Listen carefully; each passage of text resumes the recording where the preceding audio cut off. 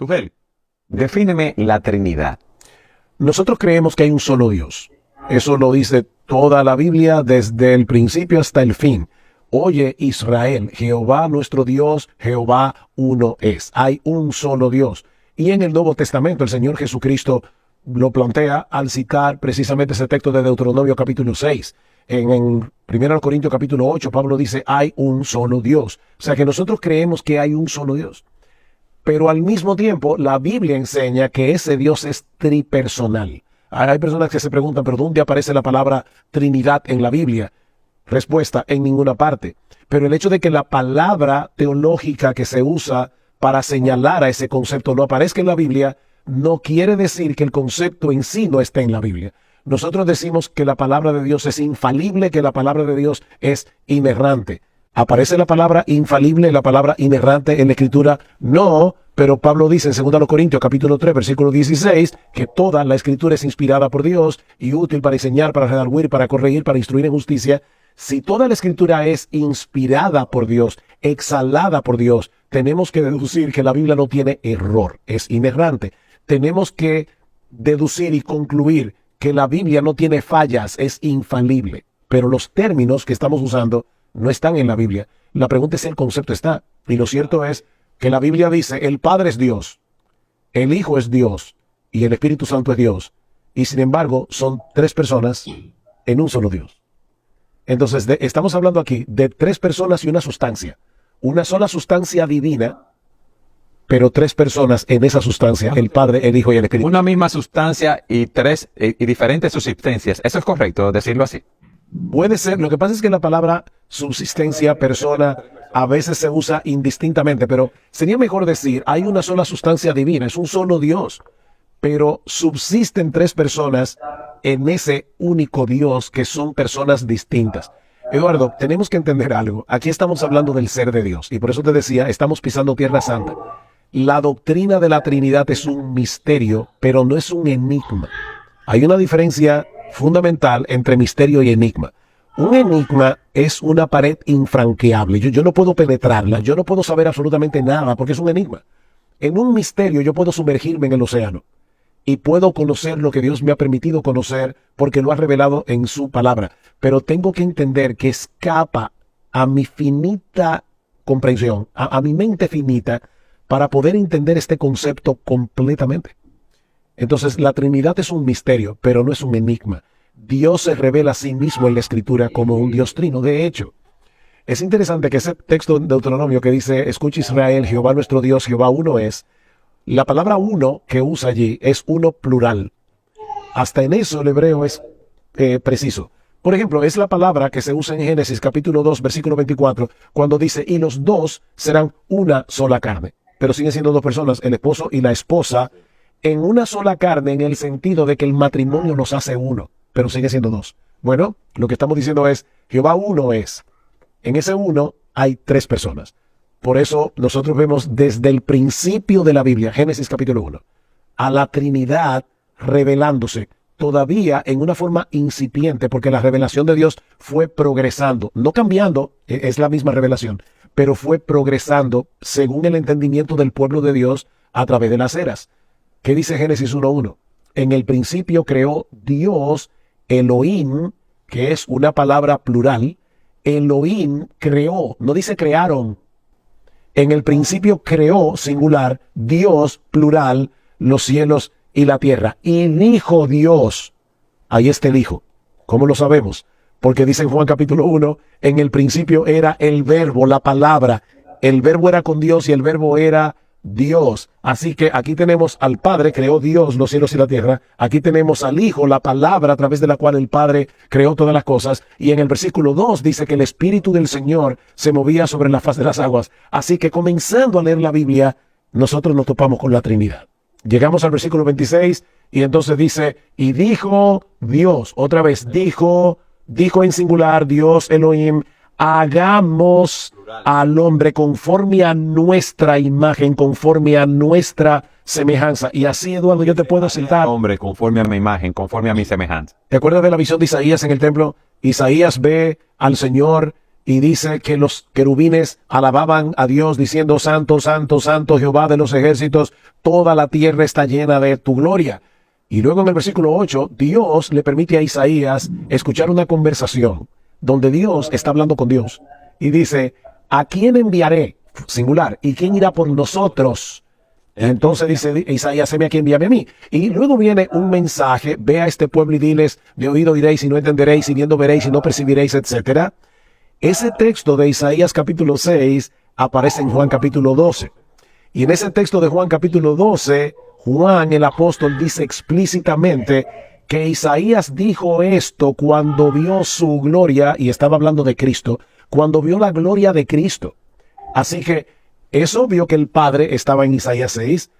Según Juan capítulo 12, es obvio que el Hijo estaba en Isaías capítulo 6. Pero no solamente eso, Eduardo. Al final del libro de los Hechos, el apóstol Pablo llega a Roma, se reúne con un grupo de judíos y les cita Isaías capítulo 6. Ve y dile a este pueblo: de oído oiréis y no entenderéis. ¿Sabe cómo Pablo introduce esta cita diciendo: bien dijo el Espíritu Santo por medio del profeta Isaías?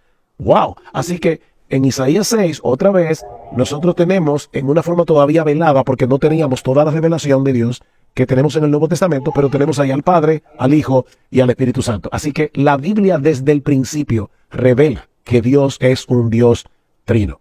Algunos dicen: oh, pero que eso es una mala matemática, porque 1 más 1 más 1 no puede ser igual a 1. Mira, el problema es que aquí no estamos lidiando con la matemática, aquí estamos lidiando con la revelación de Dios. Y yo tengo que creer lo que Dios me ha revelado de sí mismo, porque, óyeme, Eduardo, y se lo digo a la persona que nos están escuchando: el que adora a un Dios que no subsiste en 3 personas, el que adora a un Dios que no es Padre, Hijo y Espíritu Santo, y lo digo de verdad con toda la sensibilidad que yo puedo, Eduardo, está adorando un ídolo. Ese no es el Dios de la Biblia. Ese no es el Dios que se revela en las Sagradas Escrituras. Esa persona se ha inventado otro Dios. No es el Dios del cristianismo. Y han surgido muchas herejías fruto de malas interpretaciones que no son conformes a las Escrituras. Cuando el hombre no acepta su limitación y no acepta que en la Biblia hay misterios que nosotros de este lado de la eternidad no podemos desentrañar, van a terminar buscando explicaciones humanas que no se corresponden con la revelación divina. Es lo mismo que pasa con la persona de Jesús. ¿Cómo podemos entender que Jesús es una sola persona con 2 naturalezas? Él es verdaderamente Dios y Él es verdaderamente hombre. ¿Cómo podemos entender eso? Esa es la pregunta. ¿Cómo podemos entender eso? No podemos entenderlo, pero sí podemos aceptar por la fe lo que la palabra de Dios dice y entender por la Escritura el concepto revelado. O sea, eso es importante. Una cosa es que yo te digo: no, yo entiendo cómo es que Cristo es verdadero Dios y verdadero hombre. ¿De verdad tú lo entiendes completamente? No, pero yo lo creo. Lo creo y también entiendo la revelación. Entiendo lo que Dios ha revelado. Bueno, de la misma manera que ha pasado a través de la historia, que como algunas personas no pueden aceptar su limitación, terminan inventándose un nuevo Dios. Eso pasó, por ejemplo, con el sabelianismo. Eso fue una herejía de los primeros siglos del cristianismo, también llamado modalismo, que enseña que en realidad es una sola persona divina, que a veces aparece como Padre, a veces aparece como Hijo, a veces aparece como Espíritu Santo. Pero no, Eduardo, es que lo que la Biblia enseña es que son 3 personas. El Padre no es el Hijo, ni es el Espíritu Santo. El Hijo no es el Padre, ni es el Espíritu Santo. El Espíritu Santo ni es el Padre, ni es el Hijo, es el Espíritu Santo. Entonces son 3 personas, pero es un solo Dios. Cuando Jesucristo estaba bautizándose, ¿qué pasó en las aguas del Jordán? Dice: vino una voz del cielo. Evidentemente es otro que no es el Padre. Este es mi Hijo amado, en quien tengo toda mi complacencia. Y el Espíritu Santo descendió sobre Jesús en forma de paloma. Así que de nuevo aquí tenemos las 3 personas de la Trinidad actuando en un mismo evento, pero son 3 personas distintas. Entonces tú a veces escuchas, y esto ya no es una herejía, esto es un error teológico, pero que sería bueno que los hermanos que nos están escuchando, los creyentes, lo corrijan. A veces hay creyentes que comienzan orando y dicen: Padre, te doy gracias porque tú moriste por nosotros en la cruz. No, el Padre no murió por nosotros en la cruz. El que murió por nosotros fue el Hijo.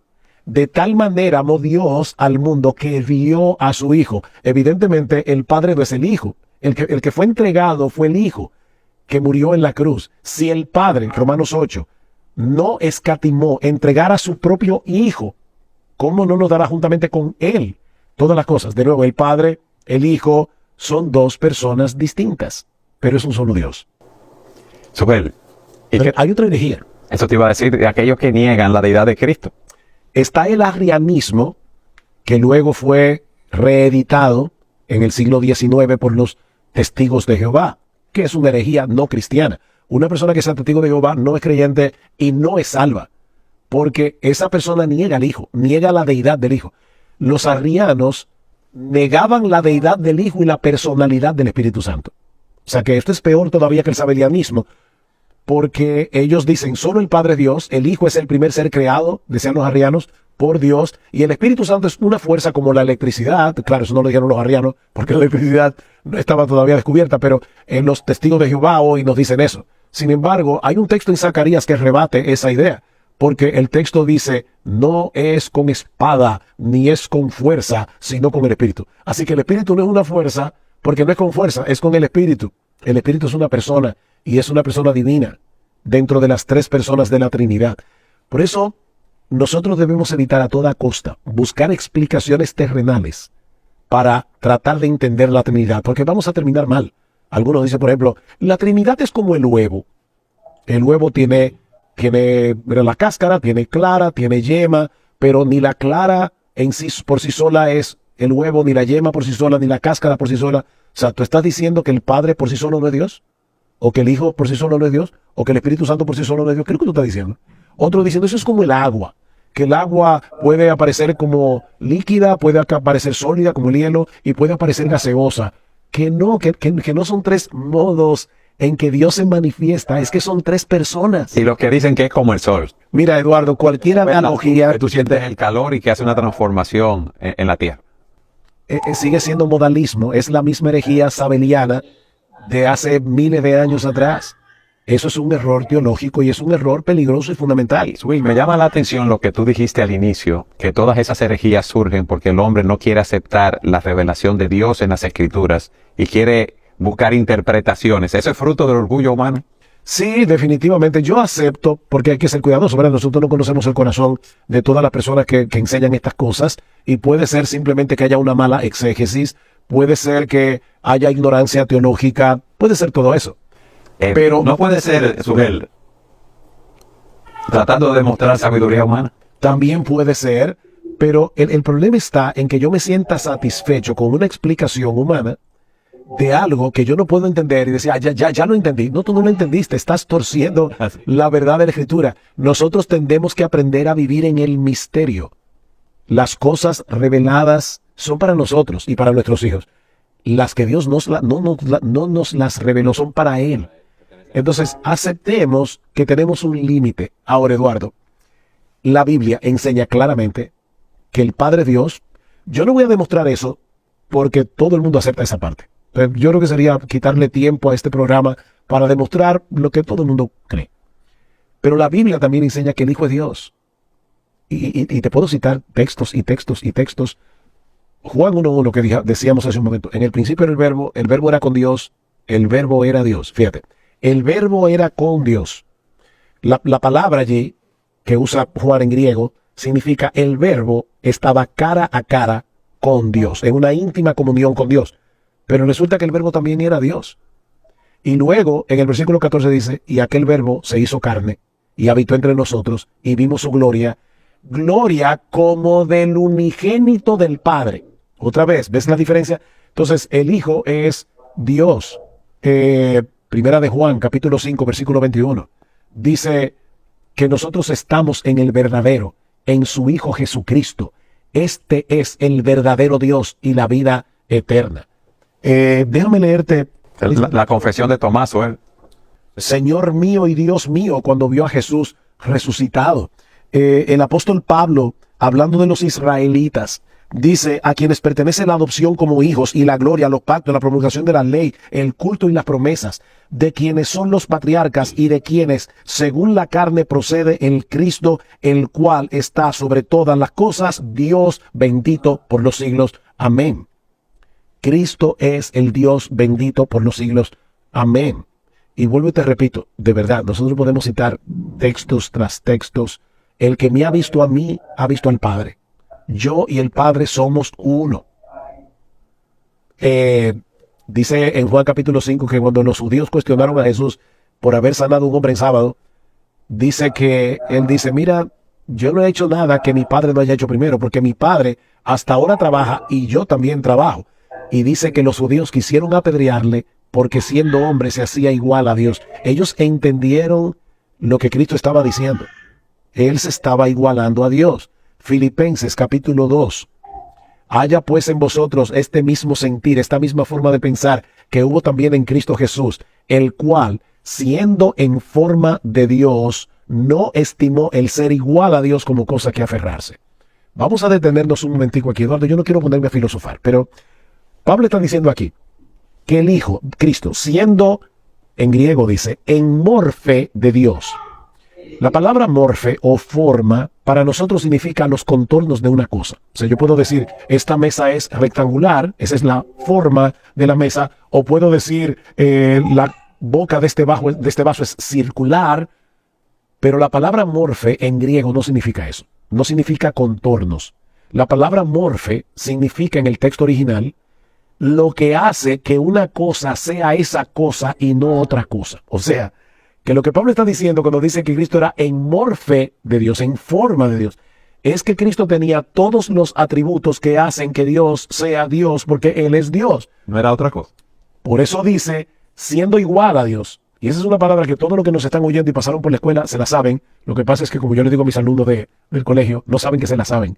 La palabra igual ahí es la palabra isos. Eduardo, ¿tú recuerdas alguna palabra en español que tenga el prefijo isos? Pero yo me acuerdo de isósceles. Y los triángulos isósceles. ¿Qué es un triángulo isósceles? Es un triángulo cuyos dos lados son iguales y el de abajo no. Así que la palabra isos lo que significa es dos cosas que son iguales. Bueno, Cristo es isos de Dios. Es en morfe de Dios, es isos de Dios. Porque es Dios. ¿Y qué del Espíritu Santo? Tenemos exactamente lo mismo en la Escritura. Al Espíritu Santo se le llama Dios. En Hechos capítulo 5, por ejemplo, Ananías y Zafira, sí. Ananías y Zafira dice, ustedes no le mintieron. Dice, ¿por qué ustedes le mintieron a Dios? Y más abajo dice, ustedes le mintieron al Espíritu Santo, porque el Espíritu Santo es Dios. Ahora, Eduardo, si el Espíritu Santo fuera una fuerza, como dicen los arrianos y como dicen hoy los testigos de Jehová, yo no le puedo mentir a la electricidad, yo no le puedo mentir a una mesa, yo no le puedo mentir a una cosa, yo le puedo mentir a una persona. Habla que se contrista. No contristéis al Espíritu Santo de Dios, Efesios capítulo 4, versículo 30. ¿Cómo se puede contristar, entristecer a una fuerza? El Espíritu Santo tiene los atributos de Dios. Por ejemplo, Él es omnipresente. Dice, ¿a dónde huiré de tu espíritu? A ninguna parte, porque donde quiera que yo vaya, ahí está el Espíritu de Dios, porque es omnipresente. El Espíritu de Dios es omnipotente. Nosotros lo vemos en la creación. Tu espíritu adornó los cielos, dice en Job. Entonces, ¿qué tenemos en la Escritura? La Biblia es monoteísta, de principio a fin. Nosotros no somos triteístas, porque no estamos diciendo que el Padre es un Dios separado del Hijo, que es otro Dios, y que el Espíritu Santo es otro Dios. Si quieres usar una fórmula matemática, no es 1 más 1 más 1, es 1 por 1 por 1. Son tres personas, pero subsisten en una sola esencia divina. Pastor, pero es que yo no lo entiendo. Bienvenido al club. No lo entendemos, lo Esto es aceptamos un por misterio. fe, lo que vemos en la palabra. Pero ¿qué dice Dios en su palabra? O sea, la pregunta es, al final de cuentas, ¿a quién tú le vas a creer? ¿A tu intelecto o a la palabra de Dios? Ahora, yo no estoy diciendo que la fe cristiana sea irracional. Cuidado. No. La fe cristiana es suprarracional en el sentido de que usando la razón me lleva más lejos de lo que mi razón me puede llevar. Decía Dante Alighieri que la razón tiene alas muy cortas. En otras palabras, debemos ser seres racionales, pero no racionalistas. El racionalista dice, no, lo que yo no pueda probar por mi razón, yo no lo puedo creer. Eso no es verdad, Eduardo. Nosotros creemos un montón de cosas que escapan de mi razón, aunque yo la creo por mi razón. Si yo te preguntara ahora mismo, muéstrame tu amor. ¿Dónde está tu amor? ¿Tú amas a tu esposa, amas a tus hijos, amas a tu nieto? Te digo que sí, pero ¿cómo tú lo muestras? ¿Dónde está el amor? No, tú no puedes encontrar mucho. Sin embargo, nosotros creemos que la gente ama. ¿Es el amor irracional? No. El amor es completamente racional. Pero mi razón no puede abarcar por completo todo el concepto del amor. No puede abarcar por completo todo lo que el amor es. ¿Dónde está tu amor? ¿Es en el hígado? ¿Es en el corazón? La gente dice, yo te amo con todo mi corazón, con el que bombea sangre. ¿O es una facultad del alma? El amor es una facultad del alma. Ah, ok, ¿dónde está el alma? Muéstrame tu alma. ¿Dónde está tu alma? ¿Dónde están las facultades de tu alma, el entendimiento, la voluntad? ¿Cómo es que tú decides cosas? ¿En qué órgano está eso? ¿Cómo es que tú tienes afectos? Entonces, Eduardo, donde estamos llegando al punto es este. Yo no me entiendo ni a mí mismo. Yo soy una persona que tiene alma y cuerpo. Y ni yo me entiendo del todo, pero yo creo que yo soy alma y cuerpo. Lo creo, Dios me lo reveló, y lo entiendo en parte. Pero hay una parte que yo no lo entiendo. Entonces, aceptemos, mis hermanos, humildemente, lo que no podemos entender, y que eso no nos lleve a la duda, que eso no nos lleve a la incredulidad, sino a la adoración. Es mirar a Dios y decir, wow, Señor, es que tú eres tan grande. Es como siempre se ha dicho, qué bueno que Dios es más grande que nosotros. Porque si yo pudiera entender a Dios, Él es de mi tamaño. Y un Dios que es de mi tamaño no puede ser mi roca fuerte, no puede ser mi protector, no puede ser mi castillo. Subel, los racionalistas han hecho de sí mismos y de su razón un Dios, y en su orgullo se niegan a aceptar la realidad de la Trinidad, de la revelación de la Escritura. Pero nosotros podemos disfrutar de todas esas cosas que tú has dicho. Podemos disfrutar de comunión con ese Dios trino, con el Padre, con el Hijo, con el Espíritu Santo. A mí me gustaría, como es un tema tan amplio y tan profundo, como tú decías al inicio, que es un océano tan vasto, que tú nos des una última aplicación de 1 minuto de la Trinidad. 1 minuto, difícil para ti, pero trata de hacerlo. Ok, miren, yo voy a hacer algo que yo nunca he hecho en este programa, y es que normalmente uno dice algo y una idea y la completa. Yo te voy a decir, ojalá que tú puedas tomar papel y lápiz, y como esto es un programa que hay personas que la ven grabado, tú puedes darle a stop a tu cosa, porque te voy a citar varias cosas y te voy a citar texto bíblico, pero no lo voy a poder leer aquí. Mira, la conversión cristiana es trinitaria. Tito capítulo 3, versículos 4 al 6. Dios el Padre nos eligió para salvarnos en el Hijo, y fue el Espíritu Santo el que abrió nuestro entendimiento, abrió nuestro corazón para que nosotros pudiéramos creer en Cristo. El bautismo es trinitario, Mateo capítulo 28, versículo 19, en el nombre del Padre y del Hijo y del Espíritu Santo. El ministerio cristiano es trinitario, 1 Corintios capítulo 12, versículos 4 al 6. Se mencionan las 3 personas de la Trinidad una por una. La comunión cristiana es trinitaria, 2 Corintios capítulo 13, versículo 14. La devoción y la oración cristiana es trinitaria, Efesios capítulo 2, versículo 18. Nosotros oramos al Padre en el nombre del Hijo por el poder del Espíritu Santo. La unidad cristiana es trinitaria, Efesios capítulo 4, versículos 4 al 6. La perseverancia cristiana es trinitaria. Las 3 personas de la Trinidad están envueltas y obrando juntas para que nosotros podamos llegar hasta el fin. Judas capítulo 20, versículo 21.